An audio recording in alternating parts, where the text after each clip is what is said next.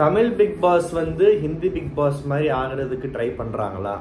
அதாவது ஆகிறதுக்கு இந்த சென்ஸ் ஒரு மோர் யங் க்ரௌடை இல்லாட்டி இந்த ஜென்சி க்ரௌடை வந்து அட்ராக்ட் பண்ணுறதுக்கு, புது ஆடியன்ஸை உள்ளே இழுத்து போடுறதுக்கு, இல்லை போன சீசன்லாம் ரொம்ப மொக்கையாயிடுச்சு, முன்ன மாதிரி பிக் பாஸ் இப்போ யாரும் நிறைய பேர் வந்து அந்த அளவுக்கு அதை பரபரப்பாக அதை பற்றி பேசி பார்க்கறது இல்லை, ஸோ அந்த ஒரு விஷயத்த உண்டாக்கணும், ஏதாவது கான்ட்ரவர்சி கிரியேட் பண்ணணும், சோஷியல் மீடியாவில் சில விஷயங்களை சுத்தலை விடணும், 4 பேர் இதை பற்றி பேசணும், இதுக்காகவாவது வந்து ஓப்பன் பண்ணி ஹாட் ஸ்டாரில் பார்க்கணும் அப்படின்னு சொல்லிட்டு ஏதாவது ட்ரை பண்ணுறாங்களா என்னன்னே புரியலை. அதாவது ஜென்சின்னு வார்த்தையை பயன்படுத்தினேன். இந்த மாதிரிலாம் காமிச்சா, இந்த மாதிரி கண்டென்ட் காமிச்சா ஒரு ஜென்ரேஷனே உள்ளே வந்து பார்த்துருமா அப்படின்னு கேட்டால் அப்போ அந்த ஜென்ரேஷன் அவ்வளோ கேவலமாக இருக்கான்னு அப்படி அர்த்தம் இல்லை. ஆனால் சில விஷயங்கள்லாம் சொல்லுவாங்கல்ல, இந்த ட்ரெண்டுக்கு ஏற்ற மாதிரி மாறிக்கிறோம், அப்போ அந்த மியூசிக் டேரக்டரோட பாட்டு கேட்டோம் இனிமேல் இவர் தான் ட்ரெண்டு, இல்லைனா வந்து இதுதான் விரும்புகிறாங்கன்னு அவங்களே தப்பு கணக்கு போட்டுக்கிறது, இந்த மாதிரி வச்சு என்னன்னு புரியல. ஏன்னா ஏற்கனவே நம்ம ஊரில் வந்து எதுக்கு இந்த விஷயத்த சொல்கிறோன்னா, நம்ம ஊரில் வந்து எதுவுமே ஒரு புதுசாக ஒரு முயற்சி யாராவது பண்ணுறப்போ, இல்லை ஒரு விஷயத்த மாற்றணும்னு நினைக்கிறப்போ, இல்லாட்டி ஒரு மாஸ் க்ரௌடு வந்து ஒரு பொழுதுபோக்கு அம்சமாக பார்க்குற ஒரு விஷயத்த வந்து டார்கெட் பண்ணி இந்த லைம் லைட்டு பப்ளிசிட்டி தேடுற சில பைத்தியங்கள் வந்து அதை சுற்றி மோப்பம் முடிச்சுக்கிட்டே இருக்கும். எப்படா யார் என்ன தப்பு பண்ணுவா, அதை வச்சு நம்ம ஒரு பேர் வாங்கிக்கிடலாம், இல்லை இந்த ஊரில் நான் ஒருத்தர் இருக்கேன்னு காமிச்சிக்கலாம் அப்படின்ற மாதிரி. இப்போது உதாரணத்துக்கு சொல்லணுன்னா, பேர் சொல்ல விரும்பலை, யாருன்னு கண்டுபிடிக்கிற அளவுக்கு அந்த ஆள் ஒருத்தரும் இல்லை, விட்டுருங்க. நான் ரேண்டமாக இன்றைக்கி பார்த்தேன், ஒருத்தர் இன்டர்வியூ கொடுத்துட்ருக்காரு. அதாவது பிக் பாஸ் நிகழ்ச்சியை தடை செய்யணும், இந்த மாதிரி முத்த காட்சி, அந்த காட்சி, இந்த காட்சி எல்லாம் டிவியில் வருது, குழந்தைங்கள்லாம் பார்க்குறாங்கன்னு சொல்லிட்டு. இது ஓகே, இது ஒரு விதத்தில் பார்க்குறப்போ வந்து அதில் ஒரு பாயிண்ட் இருக்குது. இதை வந்து சேனலுக்கு வந்து ஃபீட்பேக்காக கொடுத்து அட்லீஸ்ட் இப்போது ஒரு டிவியை ஒருத்தர் ஆன் பண்ணால் அதில் முத்த காட்சி இருக்கக்கூடாது, ஒரு ஆம்பளை பொம்பளை கட்டி பிடிச்சாலே வந்து அது தப்பு அப்படின்லாம் உட்காந்து நம்ம இப்போ பேசிகிட்டு இருக்க முடியாது. ஏன்னா அதை விட இப்போ ஓடிடியில் வந்து ஒரு நெட்ஃப்ளிக்ஸையோ ப்ரைமையோ ஏதாவது ஓப்பன் பண்ணி ஏதாவது ரேண்டமாக சில விஷயங்கள்லாம் பார்த்தீங்கன்னா ஃபுல்லாகவே ஒன்றும் இல்லாத மாதிரி கண்டென்ட்ஸ்லாம் சில இதெல்லாம் இருக்குது, ஓகேவா? அதெல்லாம் வந்து போட்டிருப்பாங்க, இத்தனை வயசுக்கு மேலே தான் பார்க்கணும். ஆனால் வீட்டில் எத்தனை வயசுக்குள்ளே இருக்கிறவன் பார்க்குறான், யாருக்குள்ள ரிமோட் இருக்குன்னா இதெல்லாம் யாரும் கண்காணிக்க முடியாது. ஸோ இந்தியாவை பொறுத்த வரைக்கும் இந்த டிவி, ஸ்மால் ஸ்க்ரீனு, முக்கியமாக ஓடிடியில் வந்து இந்த சென்சார்ஷிப் பற்றி ஒரு ப்ராப்பரான லா இன்னும் வரல. அது வந்து வந்தாலுமே வந்து தலைவலி, ஆனால் தேவையும் படுதுன்னு சொல்லலாம். ஏன்னா ஒரு தனி மனித உரிமையில் வந்து நீ என்ன பார்க்கணும், நீ என்ன சாப்பிடணும்னு சொல்லிட்டு ஒரு அளவுக்கு மூக்க நுழைக்கலாம். ரொம்ப வந்து எல்லா விஷயத்துலையுமே வந்து எல்லா விஷயத்துக்கும் வந்து அதை தடை பண்ணுறது தான் தீர்வு அப்படின்றது வந்து ரொம்ப ஒரு தப்பான விஷயம். அது நம்ம நாட்டில் வந்து அந்த பிரச்சனை ரொம்ப நாளாகவே இருக்குது.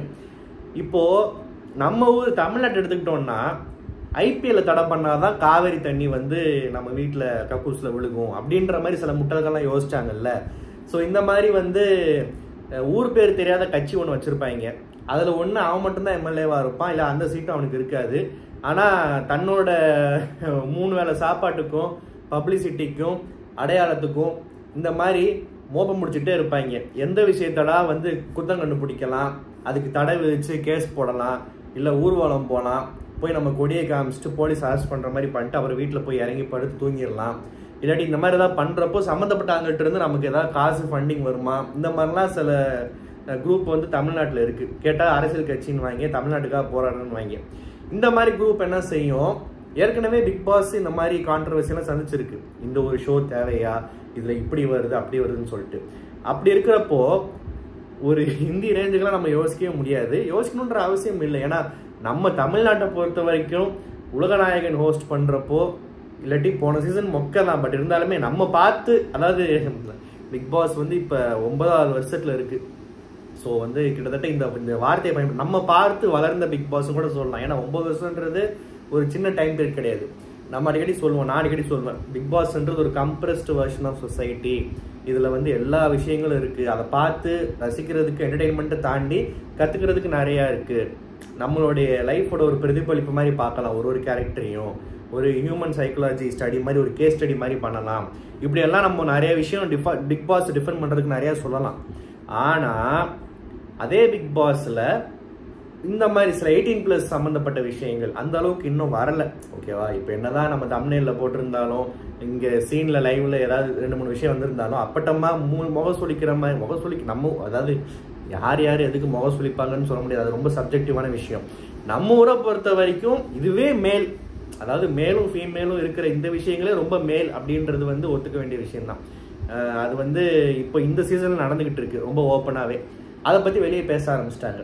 ஸோ பிக் பாஸை தடை பண்ணணும், சேனலை முற்றுகையிடணும், இதை சரி பண்ணலன்னா பிக் பாஸ் செட்டுக்கிட்ட போய் நாங்கள் போராட்டம் பண்ணுவோம், உள்ள நுழைவோம், கொடி பிடிப்போம்னு சொல்லிட்டு.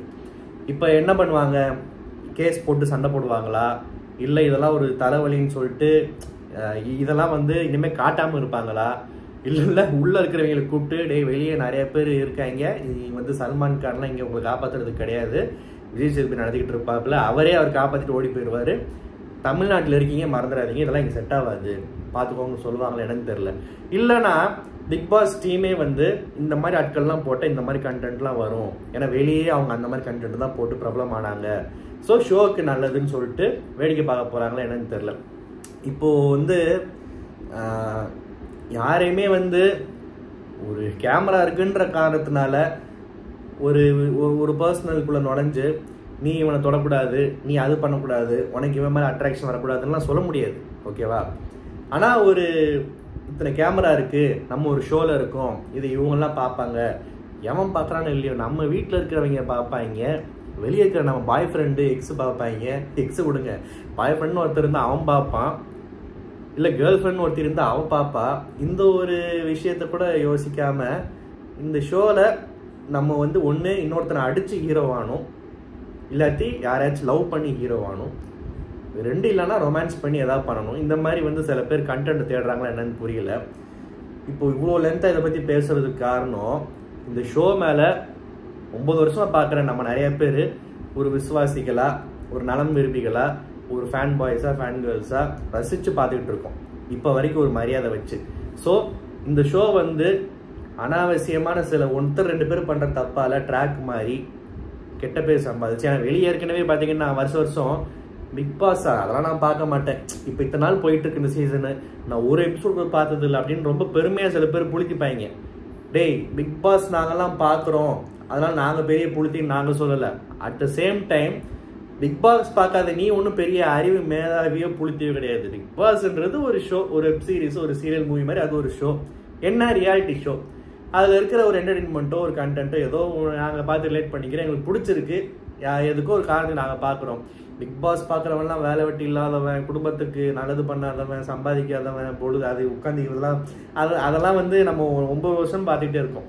இப்போ இந்த மாதிரி குரூப் சில பேர் இருப்பாங்க இல்லை, இந்த ஃபேஸ்புக்கில் போய் தமிழில் தான் டைப் பண்ணுவாங்க, ஏன்னா தமிழில் டைப் பண்ணாதான் இவன் தமிழன் போராளி, நாட்டை காப்பாற்றுறதுக்காக இவர் தான் எல்லையில் நிற்கிறாரு. எல்லையில் நின்றுட்டு என்ன பண்ணுவார், ஃபேஸ்புக் ஓப்பன் பண்ணி தமிழ் கூகுள் அந்த கூகுள் கீபேடில் தமிழ் ஃபாண்ட் எடுத்துக்கிட்டு தமிழ் இதை எடுத்துக்கிட்டு தமிழில் டைப் பண்ணுவார், வரி வரியாக டைப் பண்ணுவார், பிக் பாஸ் என்பது அப்படின்னு ஆரம்பிப்பார். ஸோ இந்த கருமத்தெல்லாம் வந்து பார்க்கணுமா, இதெல்லாம் நிறையா பார்த்துட்டோம், 9 வருஷமாக பார்த்துட்டு தான் வந்துட்டு இருக்கோம்.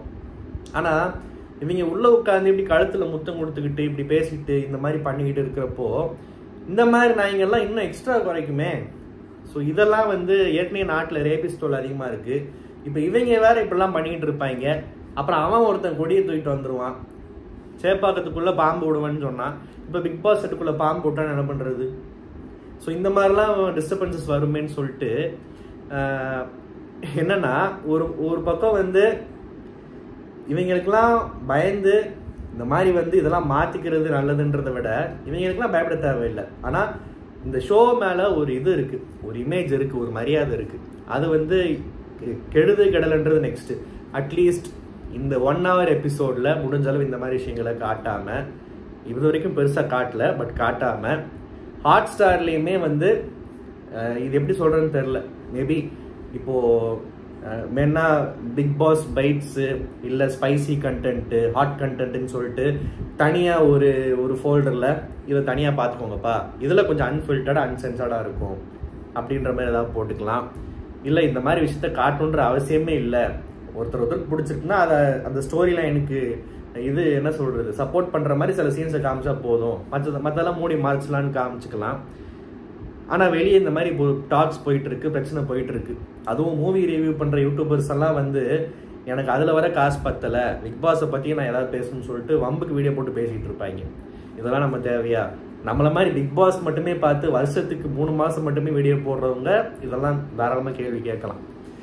ஸோ அதுதான் இந்த விஷயத்தை பற்றி பேசணும்னு தோணுச்சு. நீங்கள் என்ன நினைக்கிறீங்கன்றத கமெண்ட்டில் சொல்லுங்கள். இன்னைக்கு எபிசோடுக்குள்ளே போனோம்னா எஃப்ஜே ஆதிரை, அதாவது இதில் முக்கியமாக 2 ஜோடி இந்த டாப்பிக்கில் சம்மந்தப்பட்டிருக்கு. இந்த எஃப்ஜே ஆதிரையை நான் ஏன் தனியாக எடுத்து சொல்கிறேன்னா, அந்த ஜோடி வந்து அது ஒருத்தன் கண்ட்ரோலில் இருக்க ட்ரை பண்ணுறான், இன்னொன்று விட மாட்டேங்குது, அது வேறு. இந்த ஆதிரைன்ற பொண்ணு ஆஸ் அ கண்டஸ்டண்ட்டாக ஸ்டார்ட் பண்ணுறப்போ நல்லா தான் ஆரம்பிச்சது, நல்லா தான் ஒரு தெளிவு இருந்தது, ஒரு இண்டிவிஜுவல் பிளேயரு, ஸ்ட்ராங்கான பிளேயர் போல் அப்படின்லாம் வந்து தோணுச்சு. இப்போ என்னடான்னா, இவன் பேசலை, இவன் பக்கத்தில் உட்காரல, இவன் மூச்சு விடலை, இவன் குசு விடலை, இவன் என்னை கவனிக்கலைன்னா எனக்கு வந்து நான் ரொம்ப டவுனாக ஃபீல் பண்ணுறேன், நான் ரொம்ப வீக்காகிறேன், உனக்கு அது புரியுதாடா அப்படின்னு அவன் மடியில் சாஞ்சிக்கிட்டு இருக்கு. ஆதிரியோட டேஸ்ட்டை பற்றி நான் கமெண்ட் பண்ண விரும்பலை, அது அவங்கவுங்க பர்சனலு, அதை பற்றி நம்ம பேச வேணாம். இருந்தாலுமே அது ஒரு பக்கம் சரி ஓகே, அதை வேணாம் விட்டுருங்க. ஆனால் ஆதிரை ஒரு ப்ராமிசிங் கண்டஸ்டண்ட்டாக ஒரு ஸ்டார்ட் கொடுத்து 2-3 எபிசோடில் ஹோஸ்ட்டுக்கிட்டே வந்து அந்த மாதிரி ஏன் உட்காந்து பேர் சொல்கிறீங்கன்றதுக்கு நின்றுட்டு பேர் சொல்ல, அதுக்கு வந்து ஓகே அப்படின்லாம் சொல்கிறப்போ வந்து ஒரு இண்டிவிஜுவாலிட்டி, ஒரு கேரக்டர் காமிச்சுது. இப்போ அந்த ஆதிரையே காணும், அது சைடில் கொஞ்சம் கொஞ்சம் இன்னும் உயிரோடு இருக்குது. ஆனால் இந்த பக்கம் போய் ஒரு கிணத்துல உழவு பார்க்குது, இது நல்லதா கெட்டதான்னு தெரில. அதுக்கப்புறம் வந்து இன்னைக்கு எபிசோடில் இந்த கூத்து பத்தாதுன்னு வீட்டில் இருக்கிற ஆண்களுக்கு பெண்கள் மார்க்ஸ் போடுறாங்க, பெண்களுக்கு ஆண்கள் மார்க்ஸ் போடுறாங்க, மார்க் போட்டு ஒரு கேம் ஆடிட்டு இருந்தாங்க. அதில் பார்வதி வந்து கிட்டத்தட்ட கமருதீனை வந்து அப்படியே வர்ணிச்சு டாப் டு பாட்டம் அப்படியே ஸ்கேன் எடுத்து பார்த்து ஒரு விஷயமா சொல்லி கடைசியில் 7 மார்க்கு தரேன், ஜஸ்ட் பாஸ் பொழைச்சி போட்டு துப்பி விட்டுருச்சு. அவர் திவாகரை துப்பி அம்பளுக்கிற மாதிரி இந்த மாதிரி மார்க்கெல்லாம் போட்டு வாழ்ந்துட்டு இருந்தாங்க. அது மார்க் போடுறப்போ சில பேர் வெக்கம்ன்ற பேரில் காட்டுற ரியாக்ஷன்லாம் பார்க்குறப்போ ரொம்ப கடுப்பாக தான் இருந்துச்சு. அண்டு இந்த பார்வதி வந்து பிரச்சனைன்னு வரப்போ வந்து இன்னைக்கு சபரியாவாக இருக்கட்டும், முந்தா நேற்று துஷாரையாக இருக்கட்டும், ரொம்ப ஈஸியாக போடாடே போடா, வாடாடே வாடா அப்படின்ற மாதிரி வாடா போடா போட்டுடுறாங்க. அந்த ஒரு ஸ்பேஸ் மற்றவங்க கொடுக்குறாங்கன்னா அது தப்பு இல்லை. சபரி இன்னைக்கு சொன்ன மாதிரி ஃப்ரெண்ட்லியாக பேசுகிறப்போ வாடா போடா பொறுத்துப்பேன், ஒரு அளவுக்கு மீறி சண்டை போட்டிங்கன்னா நான் கேட்க மாட்டேன்னு சொல்லிட்டு. இதே மாதிரி பார்வதியை டக்குன்னு மூஞ்சி அடித்த மாதிரி போடி வாடி அப்படின்னு பேசினா பார்வதி வந்து அந்த ஃபெமினிசம் வெப்பனை தூக்கிட மாட்டாங்களா? என்னடா ஆம்பளை தும்மலை காட்டி எனக்கு பேசிடாதா? அப்போ ஆம்பளைங்க மட்டும் அமைதியாக இருக்காங்க. ஸோ இந்த வாடா போடான்றது சில நேரங்களில் ஓகே, சண்டைன்னு வரப்போ ஆப்போசிட்டில் இருக்கிறவங்க அமைதியாக டீல் பண்ணிகிட்டு இருக்கிறப்போ, இப்போ துஷார்லாம் பாவம், அவன் பாட்டுக்கு ஏதோ சிரிச்சு ஏதோ மழுப்பிக்கிட்டு ஏதோ ட்ரை பண்ணுறான். சபரியும் ஒரு பாவப்பட்ட ஜீவன் தான், அட்லீஸ்ட் இந்த மாதிரி விஷயத்தில் பேசுகிறப்போ. அவங்க அப்படி பேசிட்டு இருக்கிறப்போ வாடா போடான்னு டக்குன்னு மூஞ்சி அடித்த மாதிரி பேசுறது முகம் சொல்லிக்கிற மாதிரி தான் இருக்குது. அப்புறம் இந்த பிக் பாஸ் வந்து பார்வதியை வேடிக்கை பார்க்க வச்சா மட்டும் பத்தாது, உள்ளே வந்து திரும்ப அன்னைக்கு கெமிக்கு எதாவது பண்ண மாதிரி இன்னைக்கு வேற ட்ரெஸ்ஸையாக கழட்டி விடுன்னு சொல்லிட்டு அவரே உஸ்பேத்தி விடுற மாதிரி டிஃபென்ஸ்ன்ற பேரில் ரூலை மாற்றி உள்ளே வந்து ஆடுங்கன்ட்டாரு. ஸோ பார்வதி உள்ளே வந்து ஆடிக்கிட்டு இருந்துச்சு. அந்த டிஃபென்ஸ் பண்ணுறதுக்கு பதிலாக வினோத் என்ன பண்ணிட்டாரு, இப்படி கெமியை இப்படி பிடிச்சி நீ அம்மாவை எங்கேயும் பிடிச்சி தான் தூக்குவேன்னு சந்தான காமெடி மாதிரி அவர் வந்து கீழே கொஞ்சம் பிடிச்சி தான் இருந்தார், லாக் பண்ணிட்டாரு. சபரி பார்த்துட்டு ஐயோ ஐயோன்னு சொல்ல அப்படியே பரபரப்பாக எல்லாம் சுற்றி இருக்கிறவங்கெல்லாம் பரபரப்பாகிறாங்க. அப்படியே வினோத்தப்பெல்லாம் பயந்துட்டாரு, சாரி சாரி சார் நம்ம கையில் நடுங்க ஆரம்பிச்சிருச்சு. கெமின்ற பொண்ணு உண்மையாகவே நேற்று பாராட்டினேன். இந்தியாவுக்காக பேஸ்கெட் பால் ஆடுற பொண்ணு எவ்வளோ பார்த்துருக்கோம், அந்த பொண்ணுக்கு அந்த மெச்சூரிட்டி இருக்குது. ஸ்போர்ட்ஸாக பார்க்கணும், ஃபிசிக்கல் ஆக்டிவிட்டியாக பார்க்கணும், எதை எப்போ தப்பு சொல்லணும் நட்டம் சொல்லணுன்ற அறிவு கொஞ்சம் இந்த விஷயத்தில் இருக்குது. இந்த திவாகர் தேவையில்லாமல் போயிட்டு என் வயிற்றை பார்க்குறியா, தொப்புல பார்க்குறியா, என் இடுப்பு பார்த்தேன்னு குஷி ஜோதிகா மாதிரி சீன் போட்டுச்சு, அப்போ தப்பு. ஆனால் இப்போ வந்து இந்த ஸ்போர்ட்ஸ் இந்த ஆக்டிவிட்டிஸ்னு வரப்போ பார்வதி கிட்ட சண்டை போடும்போதும் சரி, பொறுமையாக கையாளுது, நேற்றும் சரி இன்றைக்கும் சரி, வினோத்தை வந்து ரொம்ப அன்கம்ஃபர்டபுளாக ஃபீல் பண்ண வைக்காமல், கம்ப்ளைண்ட் பண்ணாமல், உமன் கார்டை தூக்காமல் ரொம்ப மெச்சூர்டாக அந்த இடத்துல வந்து, அதுக்காக வந்து உமன் கார்டுன்னு நான் தப்பாக சொல்லலை, கோவப்பட்டாலுமே தப்பு இல்லை. எப்படா நீ எப்படி கை வச்சு இப்படி என்னை மூடலாம், நீ வந்து உன்னோட டச் குட் டச்சா பேட் டச்சான்னு தெரிலன்னு சந்தேகப்படலாம், எல்லா ரைட்ஸும் பெண்களுக்கு இருக்குது. ஆனால் நம்ம ஒருத்தனை இவ்வளோ நாளாக பார்த்துக்கிட்டு இருக்கோம், ஒரு சீனை பார்க்குறோம், டக்கு நமக்கே தோணலை வினோத் எப்படி பிடிச்சிருப்பான்னு. ஸோ நமக்கு ஒரு வந்து வினோத் வந்து ஓகே, ஒரு பதற்றத்தில் ஒரு ஹீட் ஆஃப் த மொமெண்ட்டில் இந்த கேமில் இப்படி கை வச்சு இப்படி லாக் பண்ணிட்டான், தப்பான இன்டென்ஷன் இல்லை அப்படின்னு ஒரு சந்தேகம் வரல. ஸோ அந்த ஒரு அண்டர்ஸ்டாண்டிங் மெச்சூரிட்டி வச்சு அவர் அன்கம்ஃபர்டபுள் ஆக்காமல் இல்லை நான் இட்ஸ் ஓகே அப்படின்னு சொல்லி பேசி சமாதானப்படுத்தி அந்த விஷயத்தை உண்மையாகவே கெமி வந்து சூப்பராக ஹேண்டில் பண்ணுச்சு. இதுக்கு வந்து கெமிக்கு உண்மையாக கண்டிப்பாக பாராட்டணும். ஏன்னா இதெல்லாம் வந்து வேற ஒருத்தவங்க கையில் இருந்த, ஏன்னா ஒன்றும் பண்ணாத சேரனை அழுக வச்சு அவர் மேலே ஒரு பழியை போட்டு இந்த சில பேர் இந்த மீரா மிதுன்லாம் எவ்வளோ பெரிய சீன் கிரியேட் பண்ணுச்சு. அது மாதிரி இந்த சீசன்லேயே சில பேர் இருப்பாங்க, அவங்கெல்லாம் அந்த இடத்துல இருந்திருந்தாங்கன்னா சீனே வேறு. கெமி வந்து இந்த விஷயத்தில் பாராட்டலாம். அண்ட் இந்த எஃப்ஜே வந்து சும்மாவே வந்து அந்த ஹேர் ஸ்டைலுக்கும் அதுக்கும் பார்க்குறதுக்கு ஏதோ இவர் நாகார்ஜுனா ரேஞ்சுக்கு ஏதோ வந்து நமக்கு பார்க்கவே சிரிப்பு வரும். இன்றைக்கி வந்து மூக்குத்தி அம்மன் நயன்தாரா மாதிரி ஏதோ இங்கே ஒரு மோதிரத்தை வந்து உடச்சிட்டாரா இல்லை என்னன்னு தெரில, உடச்ச மோதிரத்தை வேஸ்ட் பண்ணி வெளியே போய் ஒட்டவும் முடியாது, பிக் பாஸ் எடுக்கலன்னு சொல்லிட்டு இங்கே சொருகிக்கிட்டார் மூக்கிட்ட. அதெல்லாம் பார்க்குறது கன்றாவே இருந்துச்சு. இந்த போராட்டம் பண்ணணும்னு நினைக்கிறவங்கலாம் எதை பார்த்துட்டு தடை கேட்கணுமோ இல்லையோ, இந்த மாதிரி விஷயத்தை பார்த்துட்டு அட்லீஸ்ட் தடை கேட்டால் ரொம்ப அவர் ஆடியன்ஸாக நானே சந்தோஷப்படுவேன். அப்புறம் வினோத்துக்கும் திவாகருக்கும் சண்டை. உனக்கு அறிவு இல்லையா, உனக்கு என்ன வயசாச்சு, எனக்கு என்ன வயசாச்சு. அந்த சண்டை நடக்கும் போதே நமக்கு சிரிப்பு தான் வருது. அவங்களுக்குள்ள நடக்கிற சண்டை அவ்வளோ க்யூட்டாக இருக்குன்றது எல்லாருக்குமே தெரிஞ்சிருச்சு. இப்போ இத்தனை நாளாக பார்த்துட்டு இருக்கிறவங்களுக்குலாம். அதுக்கப்புறம் பேசிட்டு சமாதானம் ஆகிட்டாங்க. இந்த வெங்காயம் விஷயத்தில் வந்து ஒரு கேம் நடந்துச்சு. இந்த வெங்காயம் சோத்துல உப்பு போடுறது இதெல்லாம் வந்து ஒரு மொக்க கண்டென்ட்டு, ஒரு அல்பத்தனமான சண்டைகள். பெருசாக அதை பற்றி விமர்சனம் பண்ணுறதுக்கு ஒன்றும் இல்லை. ஆனால் இந்த விக்ரமன்றேன் இந்த விக்ரம் வந்து அழுக ஆரம்பிச்சிட்டாப்புல. கேட்டு சாப்பாடு நடந்தா அவர் குரலே ஒரு மாதிரி பாவமாகவும் இருக்குது, அழகாகவும் இருக்குது. ஆள் பார்க்குறதுக்கு ஒரு மாதிரி வெளியே சிரித்து மற்றவங்களை சிரிக்க வச்சுட்டு இருந்த மாதிரி உள்ளே போய் அழுது வந்து ஒரு மாதிரி தான் இருந்துச்சு. வெங்காயத்துக்கு இவ்வளோ கெஞ்ச விடுறீங்களான்னு சொல்லிட்டு அழுதுட்டு அது மாதிரி அந்த ஒரு சீன் போயிட்டு இருந்துச்சு. இந்த கனி வந்து குக் வித் கோமால் என்ன பண்ணோம், சமைச்சோம், நல்லா சமைச்சோம், டேஸ்ட்டாக சமைச்சோம். நமக்கு வந்து அதுக்கு வந்து ப்ரைஸ் கொடுத்தாங்க, டைட்டில் வின்னர் ஆனோம். ஆனால் பிக் பாஸ் வீட்டில் சமைச்சா மட்டும் பத்தாது, நல்லா சமைச்சா கண்டிப்பாக பத்தாது.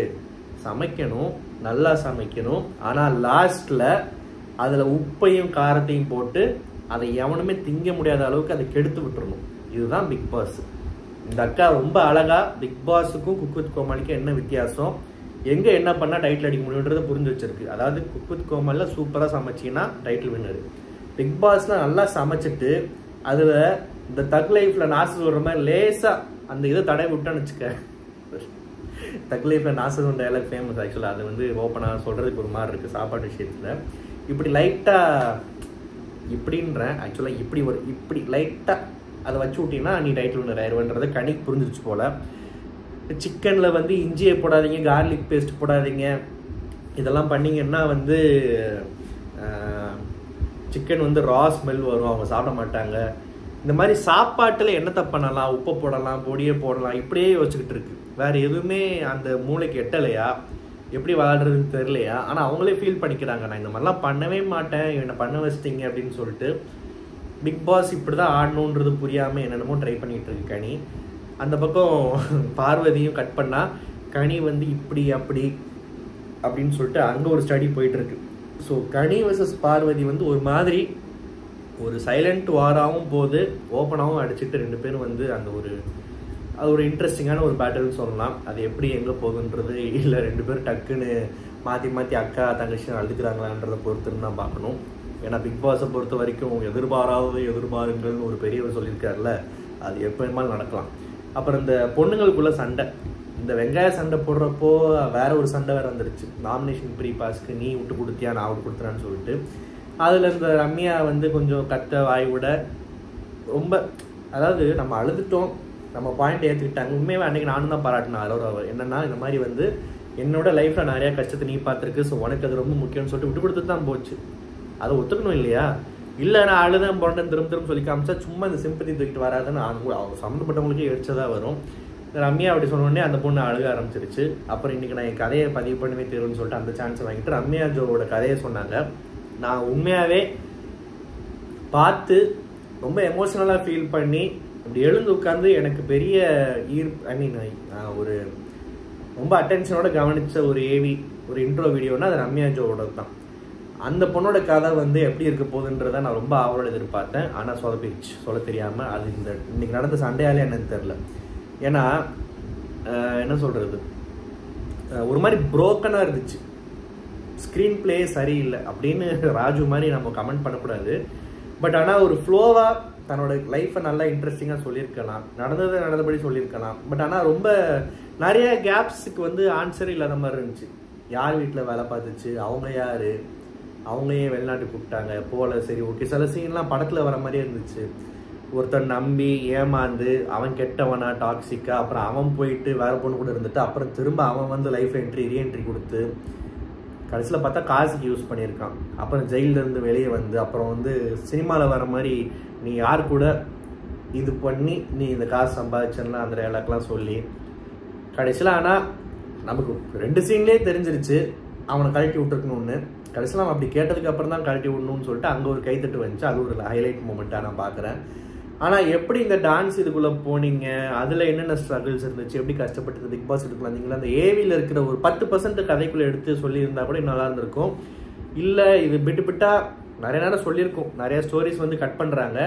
பட் ஆனால் ப்ராப்பராக கட் பண்ணி இங்கே ப்ராப்பராக அந்த 1 hour எபிசோடில் காமிச்சிருக்கலாம். மேபி ஃபுல் லைவில் ஃபுல் ஸ்டோரி யாராவது பார்த்துருந்தீங்கன்னா எப்படி இருந்துச்சுன்றதே கமெண்ட்டில் சொல்லுங்கள். இந்த எபிசோடு இன்றைக்கி இப்படி தான் போச்சு.